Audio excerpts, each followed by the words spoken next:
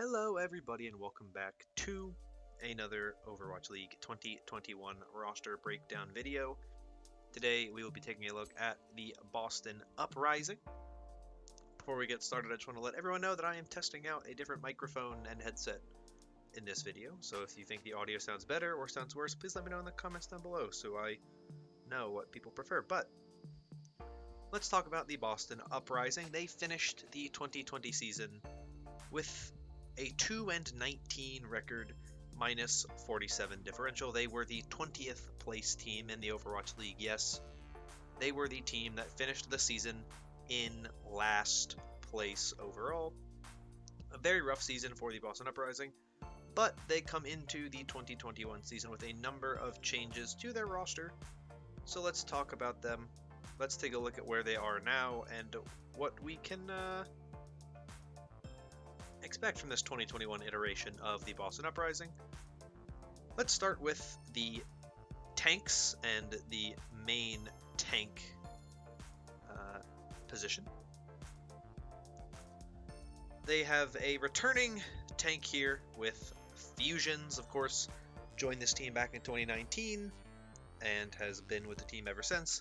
He has been one of the better players, I think, on this roster. He's had his ups, he's had his downs. He has not been the best player on this team, but he's been pretty good. He's been relatively consistent. His Reinhardt especially is his strong suit there for the main tank role.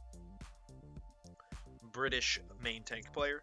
Something that I thought was very interesting that I remember learning about Fusions is that Fusions actually prefers to have another main tank on the roster. He likes the competition of having another player that he has to kind of work with to improve, and also just the fact that, hey, my roster spot isn't necessarily guaranteed. I have to work and grind to make sure that I keep that spot on this roster. That's something that a lot of players don't like. There's a lot of players who prefer to be, they want to be the only player on that position. They want to be guaranteed safe spot. Fusions is not that player.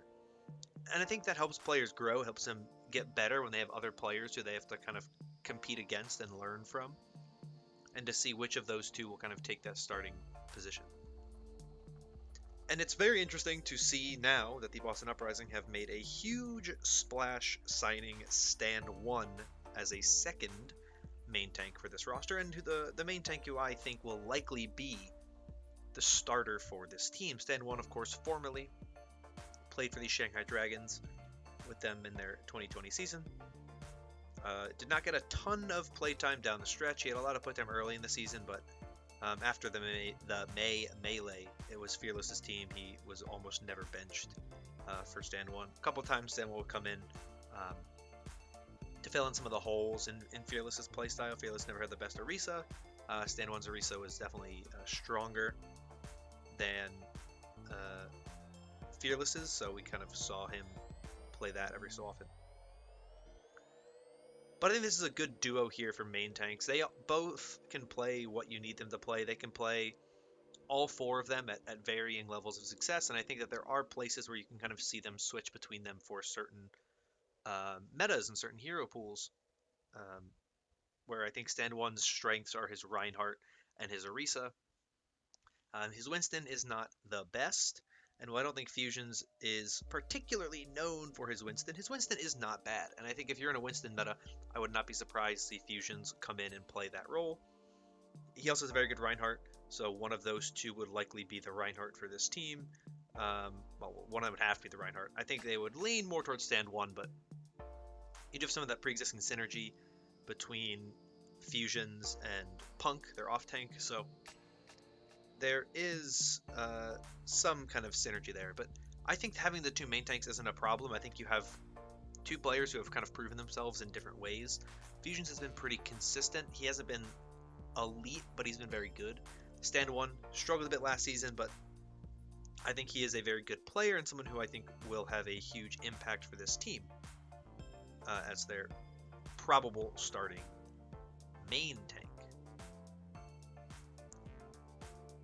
Now, here is a very interesting place on this roster, which is their off tank. There is only one off-tank on the Boston Uprising, and it is Punk. Now, I will say, Punk was pretty good last season. When the Uprising looked their best, it was when Punk was playing for the team. And one of the other things that is interesting to me is that Punk has been relatively successful on this roster, being someone who joined very late in the season. So you're giving him a whole season now, which is very, very big, because you don't have a lot of play time under your belt when you join a season late in the season. You don't have that same synergy. Now you're giving Punk a full season where you're committing to him. I thought he played okay, and he was fine down the stretch. In the Steel Series Invitational, which happened last weekend, or I guess 2 weekends ago now, that this video is going up, I actually thought Punk played pretty well overall. I thought that he looked the weakest when they played against the Gladiators, but the Gladiators were the best team of the tournament, so that's kind of to be expected. But I did think Punk was somewhat impressive. But there's also that feeling with Punk, I think, where you have the understanding that Punk is kind of on a clock, right? They only have one off-tank on this roster, but they do have on their academy team, Uprising Academy, they have Gable Shi. And Gable Shi is a very, very, very well-known off-tank player coming out of Korean Contenders. He formerly played, I believe, with World Game Star Phoenix, which is the team where Laurie, the new head coach for the Boston Uprising, used to coach. And he brought a bunch of his players with him as well. So you have on the academy team, you have this very well-known off-tank player who has been pretty good in Contenders recently. Off-tank is a very stacked role. There's a lot of really good off-tank players in the league right now, so seeing Punk get the starting position, hey, it's great if Punk is able to play at that high enough level and be kind of consistent. You know that you have somebody who's pretty good. But if Punk isn't able to do that, you look and you say, hey, Gable, she's on the bench for this team, and if Punk isn't cutting it, we're bringing him up, right? This Boston Uprising roster, they were not very good last season. They have the resources and the team to be significantly better than what we saw from them last season. I expect them to do a lot to kind of stay at that level if they can. I think if the Uprising are starting to find success early in the season, or they feel like they're just one little piece away from being a really good team, I wouldn't be surprised if they say, hey, let's go full Korean, let's bring up Gable Shi, let's make him our off-tank, and let's just roll with it.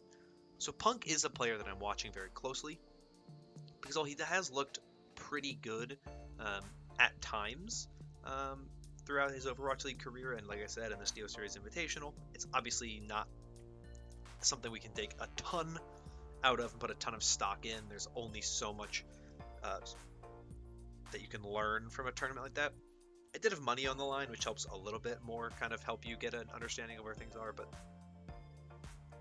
ultimately this is a team that I think is very interesting in its tank line, because where I think Stand 1 and Fusions provide that good level of competition, and you have the potential for one of them to really shine, and I think Stand 1 is going to be put in a pretty good position to likely be the starter and succeed for this team. You have Punk, who is good, not great, in my opinion. Definitely looking for him to take the next step this season with a full season of play with the team under his belt. I think he will be better than what we saw from him last season. I have no doubt in my mind about that. It's just a question of what are his heights that he can reach. Can he be as good as some of these really good off-tanks we've seen across the league? And can he be good enough that Gable Shi does not get promoted to this team and take his spot? That really is my big question with this tank line, and the thing I'm looking out for the most right now. But let's move on to the support line for this Boston Uprising roster. For main support, they have Faith, another player coming from World Game Star Phoenix.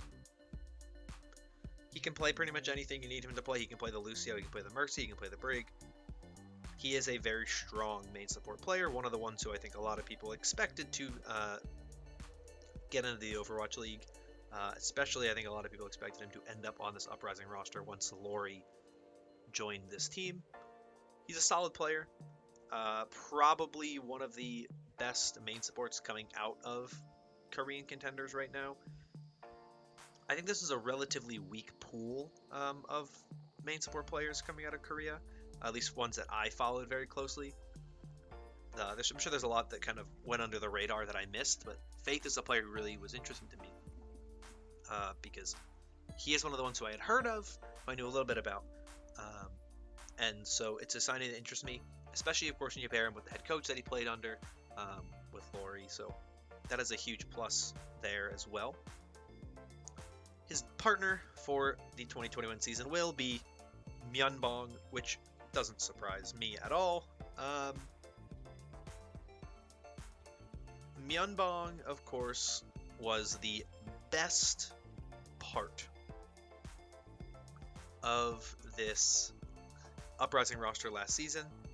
Myeonbong was incredible with his flex support play. He was single-handedly carrying them, I think, at times. He is that good of a player, and I do have a ton of faith in Myeonbong for the future. For this Uprising roster, he is the player you can build around. You look at the NYXL, they chose this season to build around Jonak. They held on to Jonak. He was the player they wanted to build their future around. You get the feeling with this Uprising roster that Myeonbong is the player that they want their future to be built around, because Myeonbong is just a strong player who has shown over the course of his career to be a strong player who succeeded at the highest level, who's been able to compete in Korean contenders on some really high-level teams, and then, of course, in the Overwatch League on some very good teams and some high-level, compete with some very good teams at the highest level, but on one of the weaker teams. It's difficult to show up when you're on a team that isn't very good, and Myeonbong was able to do that last season. I'm very interested to see how much better he looks when you have a roster I think is stronger around him. That is something that I'm really looking forward to seeing, because I really like what Myeonbong has brought to this team. I thought he was very good last season. You pair him with a much stronger main support than what he was playing alongside last season with Faith. I think we're going to see a huge step up in this support line. Whereas last season, I felt like Myeonbong was very good, and Halo was just kind of coasting by, and I thought that he brought that overall support level down and the support line down. I think with Faith and Myeonbong together, you have a really solid line of your support line. And I think this is a team that will put a lot of effort into having this really strong support line. I think it's the best part of this roster is the support line. I think they are the pieces that will elevate this team to heights we've not seen from them before. I think this team will be better even than what we saw them in 2018 when they had that 10-0 stage, really strong number 3 overall finish. I think this team might be more flashy and more consistent than that 2018 team, which really fell off late in the season after losing Krusty. So it will be interesting, in my opinion, to see what this team is able to do with the support line, but I really like what the support line has to offer, and I think that they are going to be one of the strongest parts of this roster. Finally, moving on to the DPS line. There are 4 on this team. Some interesting ones, and some Overwatch League veterans, and one returning face to this Uprising roster. Let's start with the one returning piece, which is Color Hex. Interesting player, of course. He's very weird in the hero pool that he has. He plays a lot of Widowmaker, but he also plays the Pharah and the Echo and the Genji, the Hanzo. He's a very mixed bag flex DPS player, so his spot on this roster, I think, is one of the things I'm interested to see evolve and see where he kind of fits into this team when you have a very weird hero pool with a lot of different heroes that you can play. I think it'll be interesting to see his spot on this roster. I don't think he's going to be the dedicated hit scan player for this team. I think that role will belong to I'm 37. Of course, the Commissioner, as people like to call him. It is far and away my favorite nickname in all of Overwatch is calling I'm 37 the commissioner, because it is very funny. um, I was very impressed by I'm 37 during the uh, Steel Series Invitational. He leveled up his gameplay a lot in contenders in 2020. Of course, I'm 37 does have some Overwatch League experience playing for the Toronto Defiant for a period in 2019 from Stage 2 through the end of the season. Bounced around a lot after that, going to Light Gaming, Uprising Academy, going to World Game Star on loan. And so now we see him come to Boston Uprising full time. Once again, with that head coach, Lori, that he has been playing with for a little bit of time, improved a lot while playing in Korea. He is a player that I'm really, really, really happy to see hit that next stage. Interview King, the commissioner himself. I think he is going to be their starting hit scan player. His performance in the Steel Series Invitation was pretty impressive. And he's going to be primarily your McCree, your Widow, your Ashe. That's where he's going to really shine. Color X has that kind of like flex role. He kind of does a lot of different things. But that to me is really where I expect the best performances out of I'm 37 is to be that dominant hit scan player, that prominent hit scan player. Color Hex, if they need that double hit scan for whatever reason, I think that's where we would potentially see him. The other option, of course, if you hit that double hit scan meta, is Soon. Of course, he had his time with the LA Valiant, then he went to the Paris Eternal, now he is here with the Boston Uprising. Love Soon. Soon's one of the best players in the Overwatch League. Just such a great guy. One of the most exciting players to watch. He's been consistently good at some of the highest levels, time and time again. His Tracer is really good. I think he has improved a lot on the hit scan as well. The Widowmaker, the McCree, the Ashe. He's about the Sombra as well if you need it. All in all, very solid player. I think that we'll see him a little bit more often than Color Hex. I think Color Hex's spot is a little more niche because when you look at the other players on this roster, the other DPS players on this roster, Color Hex's hero pool really crosses over, I think, a little bit too much of some of these other players. And so I think the Tracer, Soon, is really good on the Tracer. I think he's better than I'm 37, better than Color Hex. So I definitely expect that to be Soon's main area on this roster. Bit of a Tracer specialist potentially, but hey, I think when you are somebody like Soon and you are a veteran, you've been playing as long as he has, you've been around as long as he has, it's not that surprising to see him fill in that kind of specialist role on a team. Final DPS player on this roster, and the final player in general on this roster, is Valentine. He is their flex DPS player. He has the Doomfist, the Pharah, the Genji, the Echo. I think that's going to be his main spot on this team. He's your flex DPS player. That's really what it comes down to. He's your projectile player. I think there will be a decent rotation in this team. Valentine's going to be able to come out on that starting role when you need the full-fledged flex DPS role. So the Doomfist, the Pharah. Color's a good Pharah as well, but I think Valentine's better. He's going to be the primary player here in that spot. When you need that double hit scan, you might see some Color Hex, you might see some Soon alongside I'm 37, but I would expect I'm 37 and Valentine to be the main two. They both played for World Game Star Phoenix. They both have that history together. And I think that is the thing that will elevate this team potentially, is this pre-existing synergy and some of the talent we've seen. Valentine, when he pulled out the Genji during the Steel Series Invitational, was amazing. His Genji mechanics were clean. He was concise. Not concise. He was clinical with it. He knew what he was doing. He knew how to play the hero. Even if it wasn't the best hero for that moment, he's confident in his ability on the hero, and he was able to make the hero work in a way that was very good. Now, will that translate when the matches are more serious and more important to the players? Maybe not. But Valentine was a player who I was very impressed by during the Invitational. I think that he is somebody I am really keeping my eyes on, because he is a player who needs to step up big, because he's really the only flex DPS player they have. Yeah, they have Color Hex, and he has the Pharah and the Echo.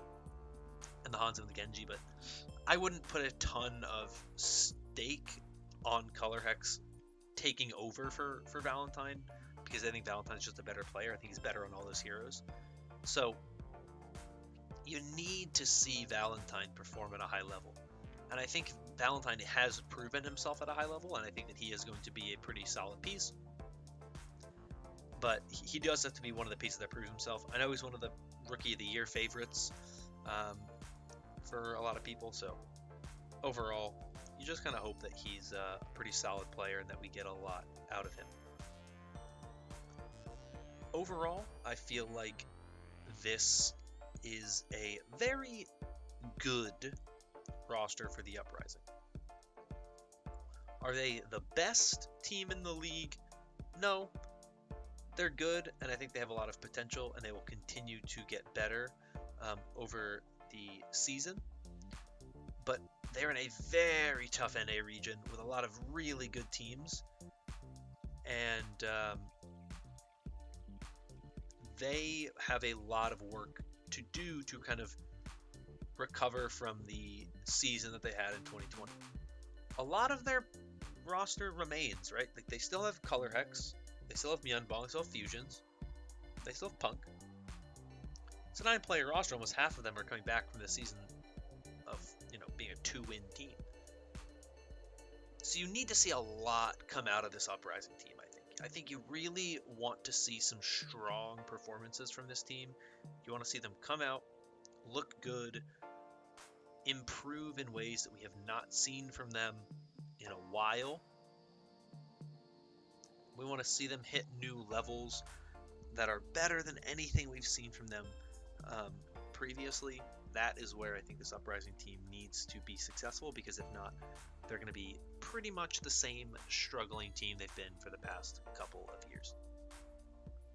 That's all from me, though, for this video. Let me know your thoughts on the Boston Uprising in the comments down below, but I'm going to get out of here. Thank you so much for watching. If you enjoyed this video, consider liking and subscribing for more content like this in the future. Thank you once again.